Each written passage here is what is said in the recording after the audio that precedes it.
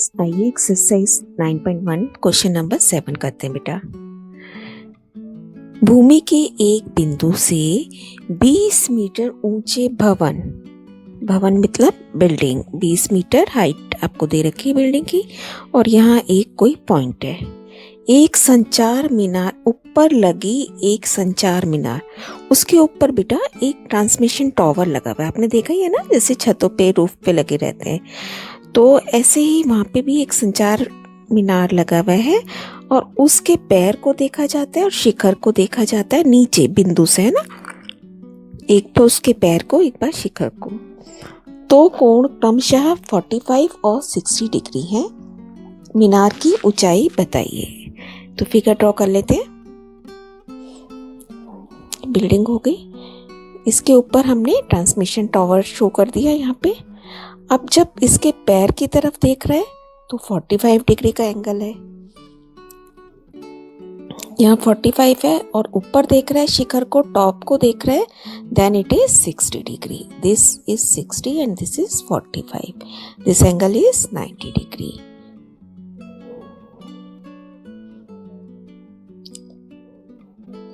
देखिए, ये हमें पता है, और इसकी टावर की हाइट, बिल्डिंग की हाइट कितनी है? BC जो हमने बनाई है बिल्डिंग, उसकी हाइट 20 मीटर है। ठीक है बेटा, अब हमें निकालना क्या है? मीनार की ऊंचाई। तो आपने मीनार कौन सी बनाई है? AB, मतलब this portion we have to find out. अब हम क्या करेंगे? दो ट्रायंगल है मेरे पास, एक तो छोटा BCD और एक बड़ा ACD, तो दोनों में हम रिलेशन निकालेंगे। देखिए, दोनों बार आपके पास क्या चीज कॉमन है? CD इस छोटे ट्रायंगल में भी आ रहा है, CD बड़े में भी आ रहा है, तो हम दोनों ट्रायंगल्स से CD का रिलेशन लगाएंगे परपेंडिकुलर के साथ। That means again it is P/B। तो P/B क्या होता है? tan का होता है ना। तो वही लिख लेते हैं। बिल्डिंग हमारी हो गई BC, that is 20 metre. Tower AB हमें निकालना है। Now AB is AC minus BC। पहले हम पूरा AC निकाल लेंगे, फिर उसमें से BC 20 को माइनस कर देंगे।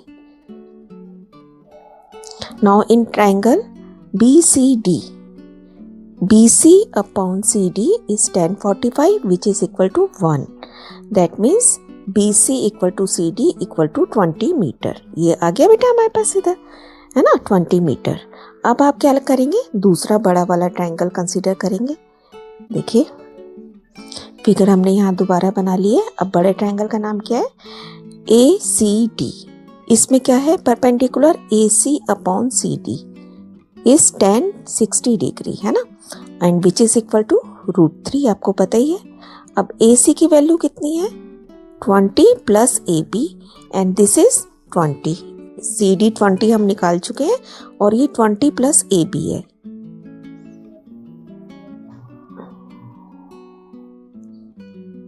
तो AC कितना आ गया आपके पास? 20√3। अब AC में से हम BC को माइनस कर देंगे। यही हमने पीछे देखा था ना, AC हमने निकाल लिया 20√3, BC हमें पता है 20, दोनों को माइनस कर देंगे तो AB मिल जाएगा। 20√3 माइनस 20 इज कॉमन, अंदर बचा √3 minus 1 metre. This becomes our answer. और बेटा साथ में देखिए, बेटा ये सारा चैप्टर अगर आप चाहें तो मेंटली सॉल्व कर सकते हैं। देखिए, हमने दो तरीके के रेशो सीखे थे कि या तो 45-45 90 का कॉम्बिनेशन होगा, या 30-60-90 का कॉम्बिनेशन होगा। तो हमारे पास देखिए इस केस में दो ट्रायंगल हैं, एक तो BCD था और एक ACD था। पहले हम BCD बना लेते हैं, और इसमें ये 90 हो गया, इसका नाम रख दिया, और यहाँ पे D पे कितना एंगल है? 45 डिग्री। ठीक है। नाउ BC इज 20, BC भी 20 दे रखा है, तो 45 के केस में हमारे पास कितना रेशियो होता है? 1:1:√2, है ना। तो अब देखिए, ये छोटी साइड और उससे बड़ी साइड दोनों इक्वल होती हैं, और जो हाइपोटेन्यूस होता है वो √2 होता है।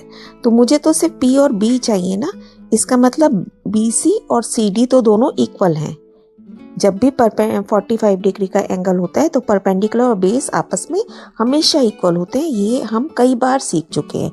सो दैट मीन्स अगर if it is 20 metre then C D is also 20 metre. तो क्लियर कट आप यहाँ से लिख सकते हो using the ratio 1:1:√2 BC equal to CD equal to 20 metre. सीधा हमने लिख दिया यहाँ पे, ठीक है। अब आप बड़ा ट्रायंगल कंसीडर कीजिए ACD। ACD में देखिए इसका नाम लिख दिया बेटा, यहाँ ये 20 था, ये पोर्शन 20 है, जो ऊपर AB आपको निकालना है इसको हमने X बोल दिया। एंड एंगल कितना है आपके पास 60 डिग्री, ठीक है।